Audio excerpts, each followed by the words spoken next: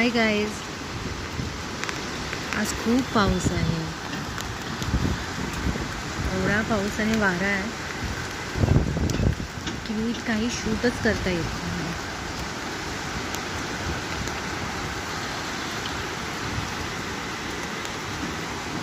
So the best way आहे आपण आपल्या घरातच राहिलेलं बरं, कारण रेड अलर्टसुद्धा आहे.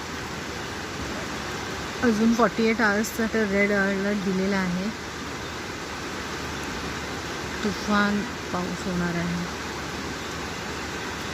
सकल भागात तर ऑलरेडी म्हणजे पाणी भरलेलंच असतं, म्हणजे भरतं पण लगेच एकदम. स्कूल्सला पण सुट्टी आणि एकदम मज्जाच आहे लहान मुलांची. तर काश ऑफिसेस लोकांना पण असं सुट्टी दिली तर तुम्ही येऊच नका ऑफिसला. पण असं काही होत नाही. तुम्ही या, मर या आणि मग नंतर स्वतःच मर घरी जा आणि नंतर दुसऱ्या दिवशीची तयारी. आपल्याच रिस्क, आपणच आपली लाईफ रिस्कमध्ये ठेवायची आणि आपणच घेऊन जायचं. आणि कसं होणार?